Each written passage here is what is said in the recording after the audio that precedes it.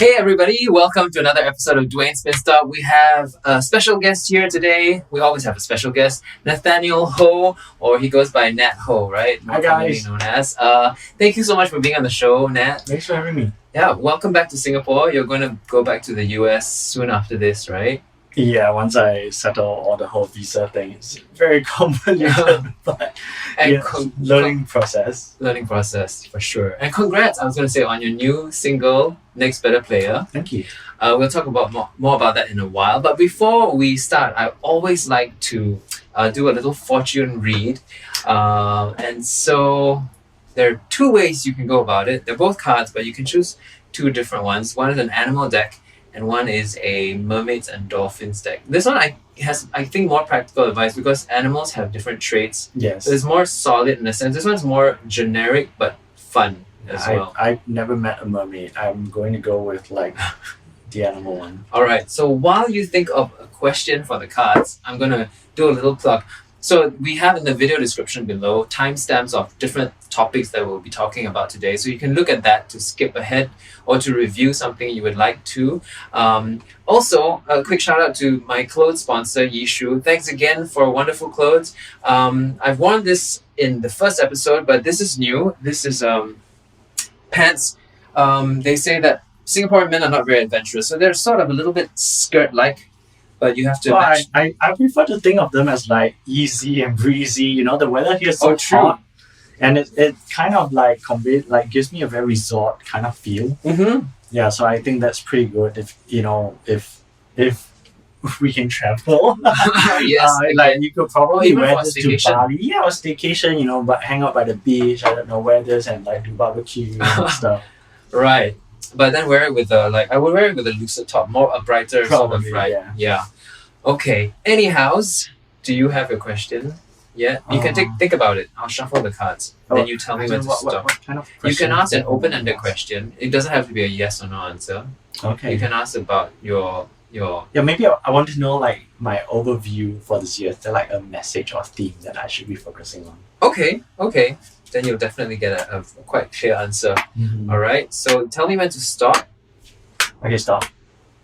You want to take the top card, or do you want me to spread the deck? Yeah, let's spread the deck. Okay, spread the deck. What animal are you feeling? Okay. Okay, I think this one is coming up. All right. Go ahead and show it and read there's a little excerpt. What did you get? Frog. A frog. And Okay. it says, clear out the clutter. I think this is so apt. It usually is. This is so apt. And Okay, let's read out. Wow, look, I opened the book and did you see that? It just opened up to frog. I didn't even have to look the for it. universe is talking. You saw that, right? I just saw that, literally yeah. didn't even have to look Chills. for it. Okay, it's time to clear out and clean up. Or if you want to read it. Okay, it's time to clear out and clean up. Look for any messy areas in your life and tackle them one at a time. Don't try to do it all at once or you'll be overwhelmed. Start with one corner of the room, one area of your desk, your kitchen or your closet, and dedicate a couple of hours to sorting and sifting. Recycle and give away as much as you can. Believe it or not, this process can be one of the most spiritual experiences you'll ever have. Another area to clear out is your body. Drink lots of water for the next few days, and if possible, do a detoxification diet. At the least, eat a vegetarian diet and eliminate alcohol and fatty foods. See how you feel when you do it. Another cleanup job is mental. Abstain from television and newspapers for a while, and as much as possible, avoid negativity in yourself and others who tend to be negative. Clear out and clean up your spiritual practice as well.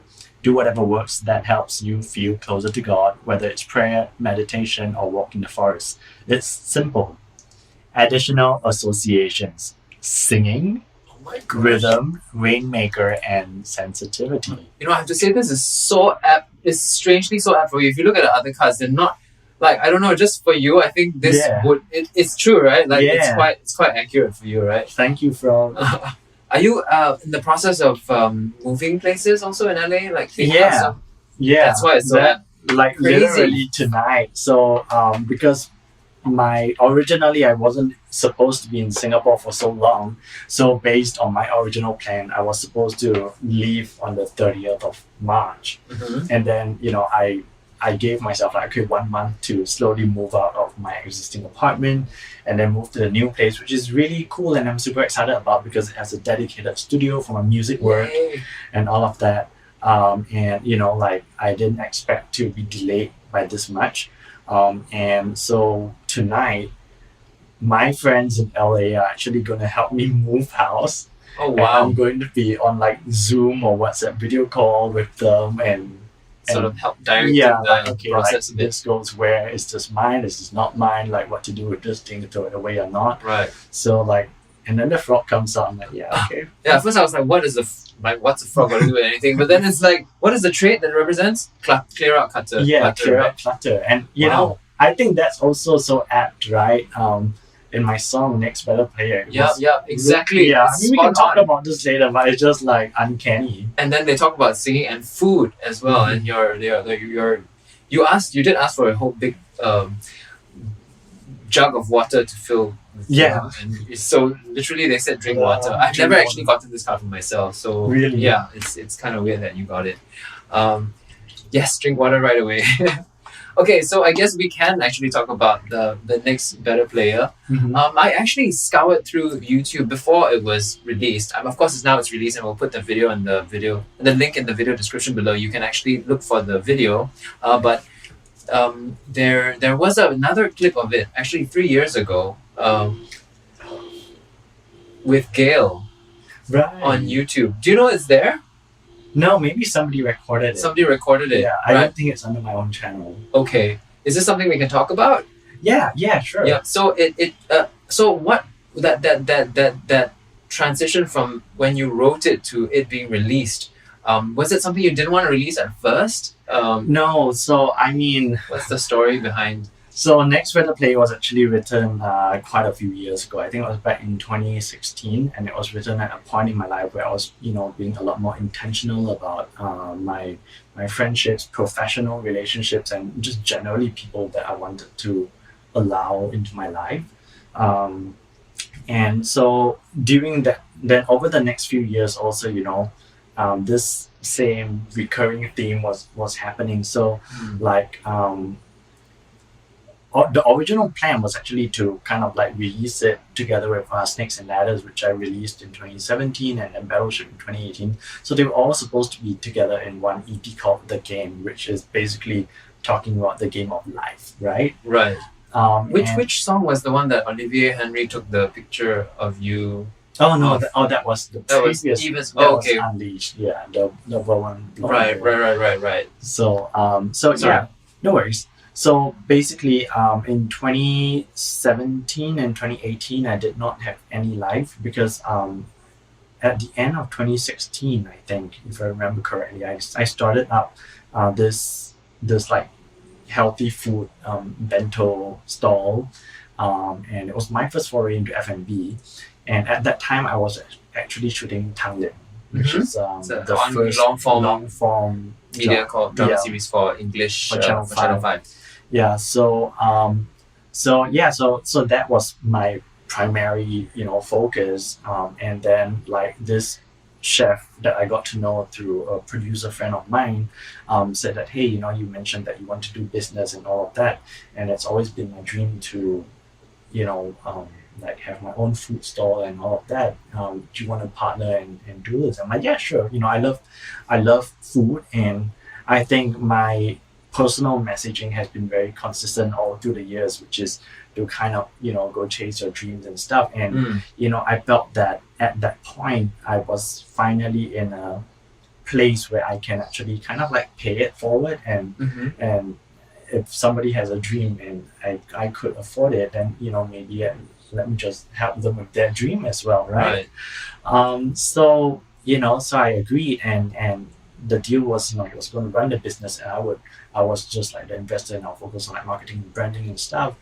But like a few months in, I realized I actually had to fire him and take over the business, and this was while I was still shooting almost every day. Oh gosh. So so basically my life from 2017 to 2018 was, if I'm not on set, then I'm at the store cashiering and serving customers. In fact, for that Snakes and Ladders release, like I still remember the date. The release was set for 4th of May. Like my press release had already gone out. 3rd of May is when I realized I had to fire him and take over the business. Oh my gosh. So the next day, instead of doing my radio rounds and all of that, I was just cashiering and serving customers, which I mean it's fine, because to me, like at that time I already had staff under me, and it's a responsibility, like because I'm providing for their livelihood and their families and stuff. So, Right. Like I can't just be like, okay, yeah, you handle this and then I take a holiday. Like it just doesn't work. I'm not that kind of boss, Right. So yeah, it's really I just had to roll up my sleeves and prioritize Right. the business, right? And you and in that time frame you wrote the Next Better Playa. No, Next Better Playa was actually written like before that, but that's Oh. why I didn't release it because Oh, I see. especially for this song, I worked with two other really amazing creatives, Gail. Yeah, she's been on the show, by the way. Yeah. Yeah, the first season, I think. But yes. Right. Yeah. Now and of course like Tat, who is like a Grammy nominated local producer. Amazing.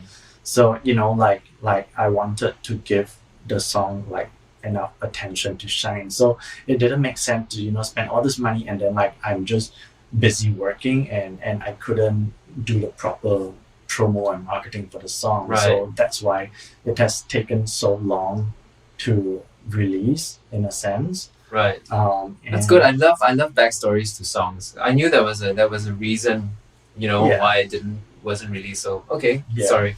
No. So yeah, that's really the story behind it, like why we took so long. But interestingly, it's still very relevant today, especially, after like last year with COVID and everything. Mhm. I think, even among a lot of my friends, they started to be a lot more intentional about what they want, whether it's their own personal career, maybe, sometimes you kind of like put off chasing your dreams Yeah. just because you're comfortable, right? But life is unpredictable, so like there's no better time to do something than now. Or in terms of like relationships, I mean there were a lot of people that got together last year, but there were also a lot of people that like went through breakups and like even divorced last year. Yeah. So and while during that time going through it can be something that's very painful. But I think after they go through it, it brings a certain clarity and again a certain like intention, like what do I want out of my life. So I think this Right. song actually came at a right time. Yeah. Yeah. Have a listen to it. We're gonna put another link. It's on Spotify as well as all good music platforms. There's a music video as well, and it's done so well. It's like an old school computer game. Check it out. It's done by a graphic artist. That's Sydney. Yeah. And you should almost release a game called Game of Life, because that's the game you're talking about, right? Technically, like Yeah. I can't do that. I think that's actually like registered to like there's an actual game called the Game of oh, Life. is there? Okay. I believe so, Is it yeah. a board game? Game of Life. I think it's a board game. Right. Yeah. Okay. Unfortunately, then.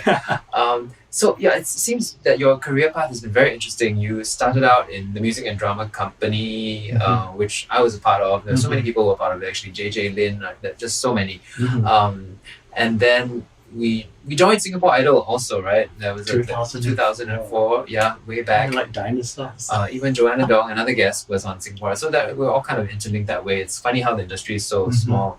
And then you found your way to modeling, because I mean, obviously, only a couple of winners won for Singapore Idol, right? Like only one winner, right? So the rest of us had to figure out. So you're still very determined. You're still quite intentional in what you wanted to do, like entertainment. Yeah. How did you find your way from there? From why modeling, and then how did modeling lead you back to Mediacorp? Or did you want to go into acting while you were modeling?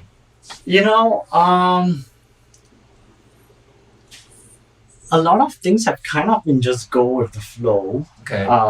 But it's interesting because especially back then, I'm anything but a go with the flow person. I'm a Virgo, so I'm very self-critical, and I'm also a bit of an obsessive planner. Like before I do something, I will think of 10 different potential outcomes and then try and choose the best one. Or if it doesn't go according to plan, at least I kind of like will know how to deal with like any of the other 9 possible outcomes. Yeah. Yeah. But yeah, so I think like after Singapore Idol, there was a modeling agent that actually reached out Oh, to good. me So and it opened say, up doors. yeah, and he actually had my profile from before, but at that time, I was like, I don't have money for portfolio shoot, so like maybe we just put this on hold for now. But I Right. think after he saw me like on TV and stuff, he was like, I think you have a face for TV. We can probably try you out for some commercials.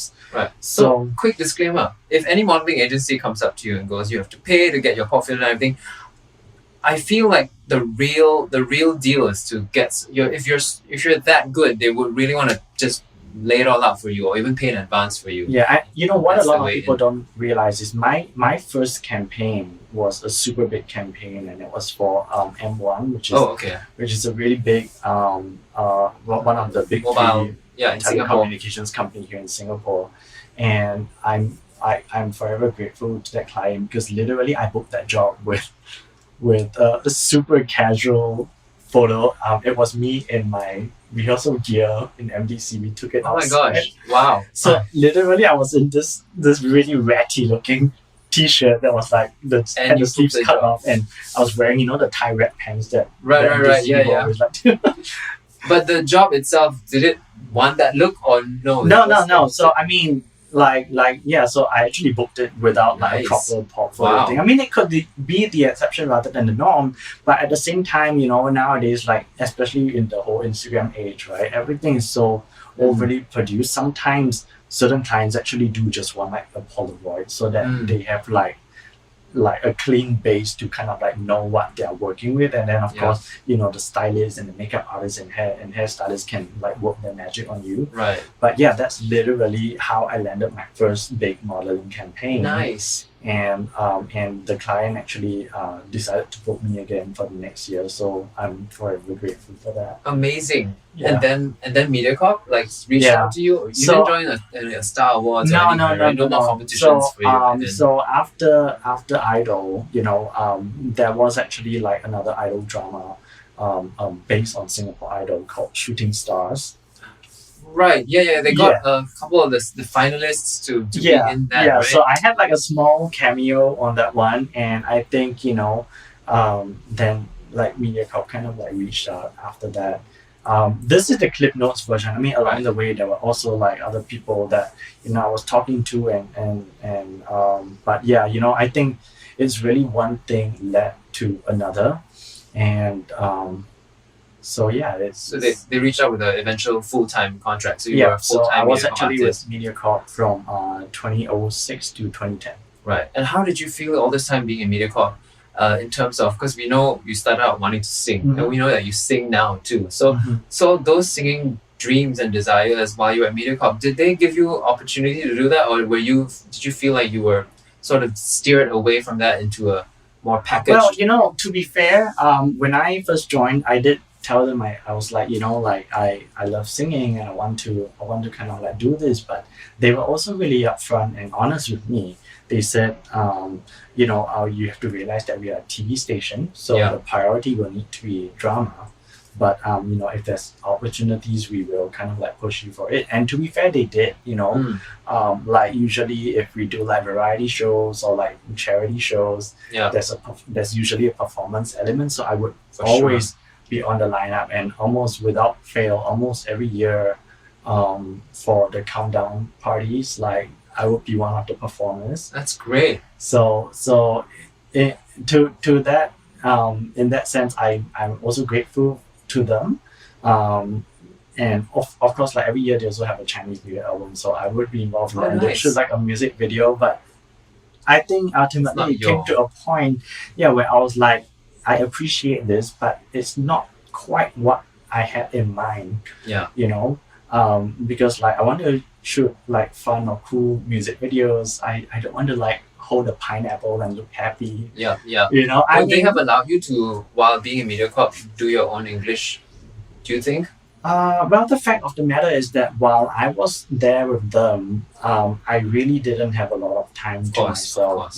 Like people don't see this, but there were a lot of times where we call like 早班 in studio, right? So like so like the day shift is kind of like 7 to 7, and then if you're shooting studio it's like 12 p.m. to 12 midnight. Right. But sometimes you actually they shoot multiple teams at once.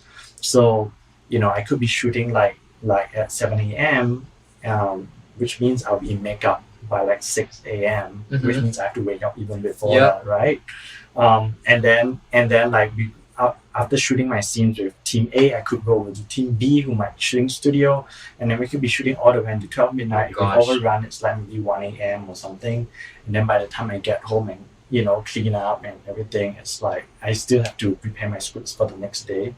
So I actually wasn't sleeping a lot, and there were some nights I was so exhausted that I'm driving and I can feel myself falling asleep. So I blast the radio, I wind down the window, I'm like talking or like singing to myself just to try and stay awake, and I still fell asleep. So like I only like woke up because like I mounted the curb and I kind of got shocked awake. So yeah, that is actually the kind of lifestyle that like in front it looks glamorous, but that's some of the stuff that we deal with. So yeah, it was actually quite hard for me to actually focus on music as well, which also was one of the factors in why leading to me like wanting to leave at the end of 2010, because I figured it was like now or never, right? Because so I left in 2010 to focus on music. And in 2012, I released Unleashed. So that actually landed me a management deal in Taiwan. So I moved to Taiwan in 2013, and we actually released an album, a mini album called 第二男主角, 第二男主角, yeah. And the first single, 寂寞侦探, actually did pretty well. It broke into top 10 on a number of radio stations. Right. But soon after, like I got the offer to come and do Tanglin in 2015. So then I came back to Singapore, and Tanglin did well actually. So very well. From 199 episodes, we ended up with 4 seasons and a grand total of 823 episodes. Crazy. How do you even memorize the script for that? Like every time you I mean, it helped. It really helped that we had like an amazing cast and crew, and like they are the best work family I could have ever asked for. So it's been a blessing. Right. Tell me a little bit about that transition when you were in Mediacorp. Were you doing? Because I've always known you as an English-speaking actor, singer, right? So while you were at Mediacorp, refresh my memory, were you doing more English-speaking stuff, or were there more opportunities? I would imagine more opportunities in the Mandarin area, so you would have been... Was that something new and uncomfortable and a big learning curve for you? And did that actually help you prepare for and to decide on the Taiwan market because of the Mandarin-speaking element? Or was that also something you wanted to do, or was it more still English at the back of your... I mean, my brain, even up to now, my brain thinks in English. Right. So, it definitely was a challenge to do Channel 8. And it also doesn't help that I'm from ACS, and ACS boys have a reputation for... I'm an ACS boy. For not being great with Mandarin, but, at the same time also, when you're thrust into that kind of situation, it's really sink or swim, right? Right. And, I mean, they're paying my bills, so I just had to try my best. And I think the best way to learn is to really just immerse yourself in that situation. I think a lot of people, they always try to say, I'll wait until I'm ready. But the fact of the matter is that life is full of changes. You're never ready. You just need to go and do it, and then figure things out along the way. Right. Was that something you wanted to do, or something you sort of like went like, no, this is, if I want to be a celebrity, or if I want to, path my way forward in this career, then I have to do things that I may not necessarily enjoy. Was that something you necessarily wanted to do, like Channel 8 dramas versus English dramas back then? I think it's something that I was open to trying. Okay. And I mean, again, I was under management, so if they ask you to do this, you kind of like have to do it. Especially when you're new. I think when you're a bit more established, then you have just teeny bit more leeway to kind of like decide what kind of projects you are. And also again, it depends on, whether you're like an internal artist or whether you're external or like you're freelancing or whatever. So like there are so many different operational models in this business. Right. And ultimately it's a journey, right? Yeah. It's about like trying each one and seeing what works for you for that particular phase in your life. Yeah. So I think a lot of times people like to put things in like boxes and categories and stuff. Yeah. But the fact of the matter is that we are humans. We are human beings. We are not a tree, right? Yeah. So if we find that something is not working, we have the power to either change your environment or change yourself or go somewhere else or whatever it is. And like the most important thing really is to take responsibility for your own decisions. Like you make the bed, you sleep in it. Yeah. Right. And this is why I think it's so important for people to chase their dreams. But at the same time, I think it's incredibly important also to be a responsible dreamer, because this way you're really taking ownership of it. And if touch wood, anything doesn't work out, you have nobody to blame but yourself. Yeah. Yeah. All right, before we move on to a bit of Taiwan and then where you are now with sound engineering and all that, just a quick question on the model of Mediacorp. I find it interesting that I don't know how many, or if you know, how many other places are like Mediacorp. In the old days, Hollywood used to own their actors, and then they, but now, like, very few studios I hear of own their actors. Maybe except Mediacorp. I don't know where else in the world. Maybe in the Chinese market. Are you familiar? Do you think this model? I think this model is actually. I think TVB had a similar model. I'm not so sure about now. Right. But from what I know so far, my limited time in the States, everything is really based on like commission and stuff. And there it's just a different model of working. There are pros and cons to every model. I think with this current model that we have in Singapore, like there is job security in a sense, because what you really get is an advance that they divide it over 12 months. So that's kind of like your monthly pay. So in that sense, if you have bills, recurring bills and everything, it's kind of easier to stable, right? Yeah, there's a sort of stability.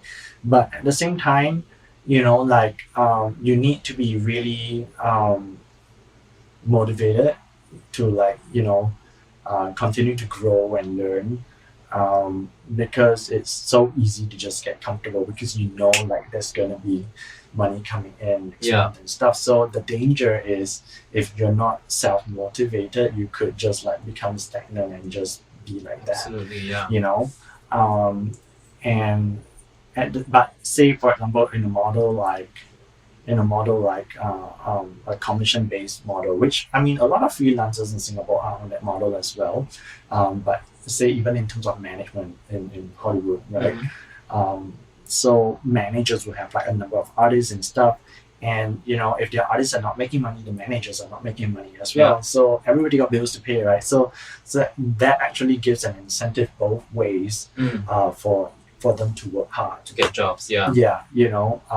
And again, you also still, I think, just generally, whichever way you choose, it is you want to do well. You just have to keep learning and growing and improving yourself, because there's this saying in entertainment whereby you're only as good as your last production. Yeah, it's kind of true sometimes. Yeah. Yeah, because you could be super, a really talented artist, and then your next project, you actually, you kind of take it for granted and you don't perform well, then that's also on you, kind of. Yeah. And it stays in the consciousness of the masses, right? Yeah. Because so again, that's why that hustle is so important. Yeah. Yeah. Okay, very cool. Yeah, so just before we move on, just a quick talk about Mediacorp. I think a lot of people like to diss Mediacorp. It's it's just not good enough and everything. But I think in this environment, it's also very difficult for them to balance that, and it's changing the landscape. They have to compete with Netflix and all your other streaming services, and they also have to they have to make it very exciting, and they're also, it's changing because they're also getting other companies like outside people to production houses to do productions. And if I'm not wrong, these production houses actually choose who they want to work with. They're not obliged to work with Mediacorp artists just to, I mean, a lot of times You know. I think it's also due to availability right. because like it's a very very small market, so sometimes if a popular artist, you could be working on 3 projects concurrently at the same time, so it's just physically impossible to right, the resources. be working on like other projects, Right. So yeah, I think a lot of times it also boils down to availability and stuff. But definitely, with streaming platforms and all of that, Mediacorp also has had to up its game. But it's, I think, one of the toughest challenges, regardless of whichever production company it is in Singapore, is actually due to our physical geographical size here in Singapore, because that is gonna definitely put a cap on the advertising budgets that advertisers and other clients would have. True. So again, if you want to do stuff that's a lot more interesting and all that, you probably need better like more fantastical set designs, or maybe like post-production, or like styling and wardrobe and stuff. So it depends on the concept of the show and how big the cast is, and what kind of story or genre it is. Like the budgets of it can actually become quite astronomical, but the fact of the matter is that in Singapore, because of our small size and hence limited budgets, it actually sometimes places a creative restraint on the and subsequent quality, of things that we produce here. So generally, I think things that would do well would be a more simple, heartfelt kind of storyline, because those you actually probably don't need as much budget as, say, something that is very CGI heavy, like a Hollywood kind of thing, where they have like whole teams of people just working on like one scene, which is why you don't see all the kuzhuang, all the kung fu movies that they used to do, but because the budget is so small now. So I mean, there are all these challenges that outside people actually don't realize, but it's something that from a production standpoint needs to be taken into consideration as well. Speaking of production, sound production, so what was that journey like after Taiwan? If you want to talk about Taiwan, feel free to and then like sound production, how do you move into that? Okay, so for Taiwan, it was very interesting. My first year was really like K-pop boot camp. Okay. Kind of like I would wake up in the Was morning. that your choice, or were you steered into being? No, so that is actually how like that management agency kind of like manages the artist. So it wasn't just me; we had other trainees as well, and like it's very detailed. Like I would wake up in the morning, and then I have to, I don't know, some like 3 times a week I would work with an accent coach. So I had to develop a Taiwanese accent. Wow. Because I mean, it's not that I'm ashamed of my Singapore accent. No, but the appeal. Yeah, it's really just like if you want to be in a certain market, right, you need to be able to relate to them. For sure. Also, sometimes within the context of a storyline, if I'm based in Taiwan, then the roles that I take are probably going to be like a Taiwan-based storyline. Yeah. So it's really just, as an actor, it's just part of your professionalism. It's something that you need to do and adapt and learn and change, right? And that is what I find fun. Because you get to try different things, which usually people won't, right? And also then I had to work directly with the physical trainer as well, and then a personal trainer, and then also like go for dance class and a lot of things. So it was a pretty like well-rounded training, very intense, and of course there was like homework and stuff. Right. Wow. And they were so detailed to the point whereby, like every week they would weigh me, and every 2 weeks they would measure my body fat. Wow. So that is how detailed they are in terms of like artist management, and again, this is something that people don't see. But I'm thankful for that training because it really instilled in me a kind of discipline. Of course, I mean, like I'm older now, and like I'm juggling many things at once. So certain times, if I'm off season, maybe I'll I'm just gonna enjoy myself. But when I need to, like it's go time, like I can just get back in shape or do whatever. Okay, so that discipline need to do. Yeah. good. Oh, definitely. And I think that's been a transferable skill that I was able to apply into many aspects of my life. Right. But would you say some artists might take it wrongly and they go like, "Oh, this is what's important. I really have to watch my weight, and that's all that matters." And like, I think there is a certain also- pressure, especially for the females, because like as a society, that is just it is tough. It is tough for females in the limelight, especially with like photoshopping and everything. Like the standards of beauty is actually humanly unattainable, but that's what people have come to expect.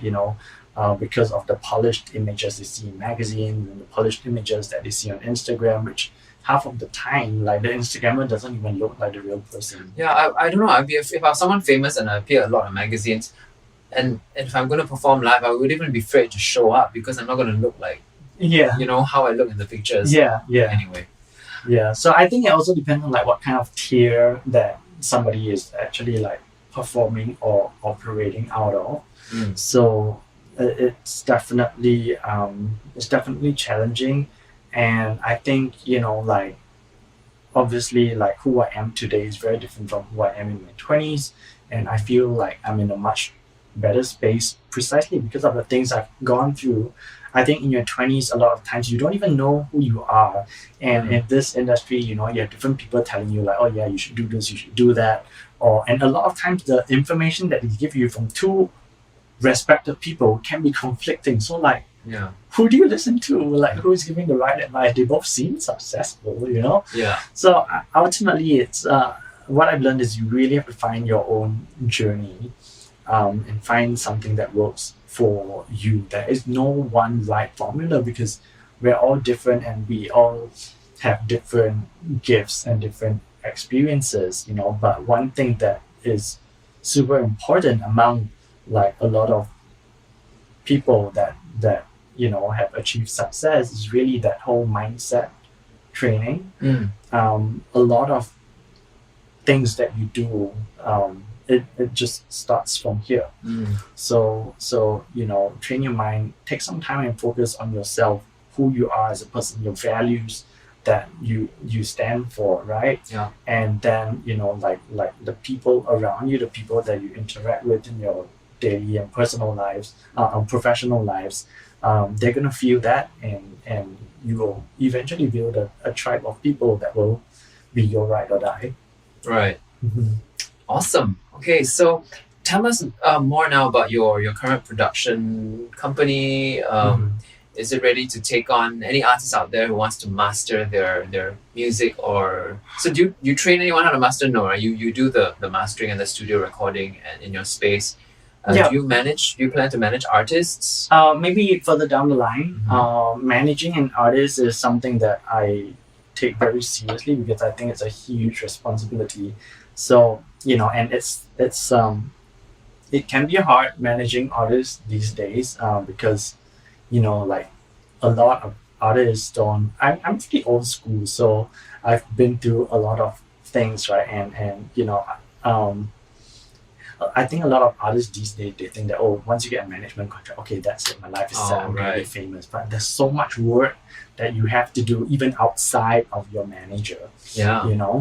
And nobody's going to tell you that, right? And again, I think it also depends on which market, because if it's like Singapore, and back to our geographical size and budgets and all of that, like, is it really worth managing an artist? Because you based on the commissions that they bring in, it might not even be enough to pay your bills, right? Interesting. So but of course in a bigger market like the States, that could be possible, but I think I'm still pretty new there, so I probably need a few more years to kind of like establish my networks and stuff.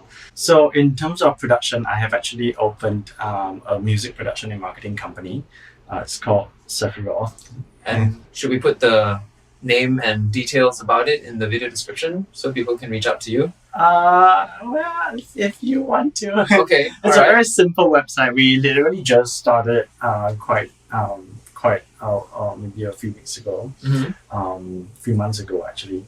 But basically what we are going to be focusing on is, like songwriting, track creation, recording, mixing, mastering, maybe voiceovers also. So if you need services, I can help with a bit of editing for that. Thank you.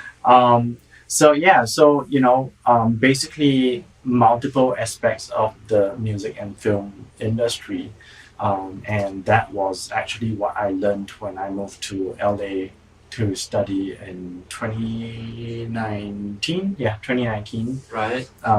To study music production. So, it's really fun, and I think there's just so many possibilities out there, right? I think for us, we're so used to being in front of the camera and so used to like the visual aspect of that. But I think even in terms of audio, it is just a different form of storytelling. Yeah. Yeah, and that is something that excites me. When did this interest spark? When in your career did this I need to go learn a little bit more about audio engineering? So really, it came about from a very practical perspective because, like for Next Better Playa, I work with Tat, right, Tat Tong, and he is obviously one of the premier producers here in Singapore, and it's expensive, right? So I figured, if I were to work with him on a full album, why don't I just take this money and go and learn myself?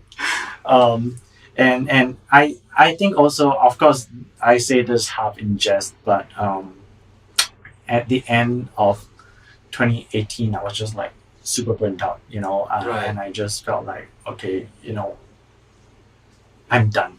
It just came to a point where I'm done. I need to get away from everything and kind of just focus on myself for a bit. And I figured the best way to do that is to just uproot and go somewhere and learn something new. So that's kind of what I did. And, it was actually one of the best decisions I've ever made, being around people who come from all over the world and even within the States, all over different parts of the States, to go to LA and study and make music together. I think that was so inspiring. There's just so much talent out there. Like of course some people will say, there's like so much competition and everything. Yes, of course, but in every industry there will be competition, but what do you want to do with that competition? I truly believe that the pie is big enough. We don't all have to fight for the same pie. You can actually work together to create a new pie.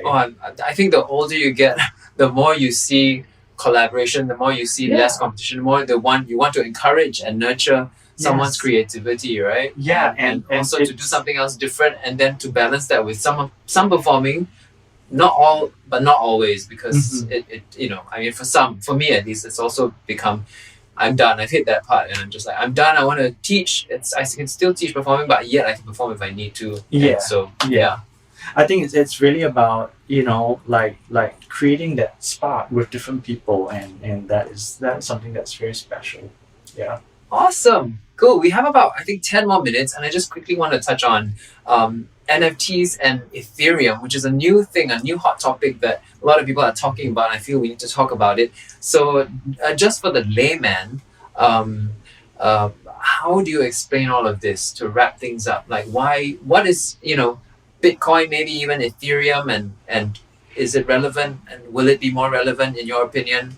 And NFTs working with music, I feel like can you explain do you know what NFT stands for? Okay, so NFT basically stands for non-fungible token, which basically is a way of saying that this thing is totally unique and it's provable that it's unique, right? So I think in the past few years, crypto has really exploded into the mainstream, but even though it's mainstream, a lot of people are still pretty new to it, so they may not necessarily understand, okay, like what's the deal with Bitcoin and stuff like that. So yes, while Bitcoin is more like a digital currency and stuff, but what people are really fascinated with is the blockchain technology that's underlying it. And you hear banks wanting to go into blockchain and all of this because it's secure. What makes it secure precisely is because every there's this thing called the ledger. Mhm. So every person who is in the crypto will have a copy of this ledger, and that is what makes it secure because it's so transparent, and any transaction is traceable to a Right. certain point. So unlike say, a traditional big organization where, sometimes you hear of like people mismanaging the funds and fudging it up with dodgy accounting and stuff, like it's kind of hard to do that with crypto because Mhm. everything is transparent, and if you want to fudge something on a copy of a ledger, you have to do it like on everybody's ledger, which is kind of like, I won't say impossible, but close to impossible based on current technology at least, so that's really exciting. And of course Bitcoin is like the granddaddy of it all.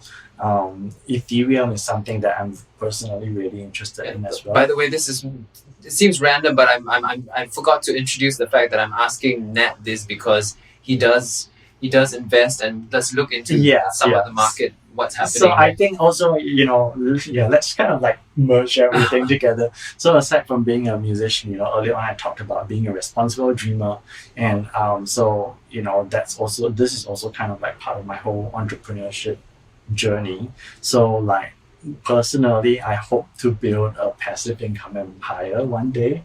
So it will be built on a few pillars. For example, rental and property income, network marketing, investments, which also I guess crypto also falls under that category, right? And then the last one would be like royalties and intellectual property. So yeah, that's kind of like my strategy. And when you're able to survive and thrive on like your passive income, then it actually frees you up to do whatever kind of creative thing you want to do, because I want to work with some of the best creative people, but I also want to be able to pay them. Yeah. I mean, trading favors and all that is fine, but ultimately everybody still has bills to pay. And I kind of want to be fair to the people that I work with, and this is also why I'm working so hard on so many various things. It seems like I'm trying a lot of different things, but really there's like a whole like grand strategy, and it's all kind of interrelated. So back to crypto. So Ethereum is really cool because that it's not just like a currency. I think its primary function really, and I'm just doing this super my opinion, and it's not financial advice, okay? It's really what is exciting about it is the underlying technology. So Ethereum is also used a lot in smart contracts. So for example, when you're assigning company shares or intellectual property and all of that, they will actually create a smart contract based on the Ethereum technology underlying this. And NFTs, to be honest, I'm still pretty new to NFTs, but if I remember correctly, it's actually based on the Ethereum smart contract technology below that. And so, I think there's people are looking at applications. So for example, if you're a digital artist or musician or anyone that creates art, right? On the internet, like you can just like copy and paste, and then who owns it? Like there's really no way to prove it. But if you attach it to like a non-fungible token, so only that particular copy of it is real, is original, and it's traceable and provable. So that is where the value comes from. Right. Yeah. So I think that's why a lot of people are looking into it. I think currently as it stands, it's there are probably like competing technologies for this, or competing executors or whatever. They have not really found like a standardized way to kind of like monetize this. So for NFTs in particular, I think it's kind of speculative at the moment. Personally, I am just like waiting and seeing, but I definitely think there's a lot of potential. I just don't quite want to jump into the market just yet. But I think for Ethereum itself, it's a project that's been around for quite a number of years, and I think there are some exciting roadmaps coming up in terms of Ethereum, the Ethereum project itself. So I personally am pretty bullish on Ethereum. So that's just my 2 cents. All right. Wow, great. Thank you so much, Nat. You will see Nat in an upcoming episode. We're filming it all on the same day. Nat is joining the tail end of Ben Yo's episode, and he'll be talking and sharing. They both will be sharing with us about ketones and what it's all about. If you're new to it, how to start up on it, and what it does to your body, and how it helps and benefits you. So be sure to tune in for that episode. Meanwhile, don't forget to share this episode if you feel like someone needs to hear about the different things that we talked about. Subscribe to the channel and follow Nat Ho on I am Nat Ho. IAMNATHO. on Instagram, YouTube, Twitter, everything. All right. See you. Bye. Bye.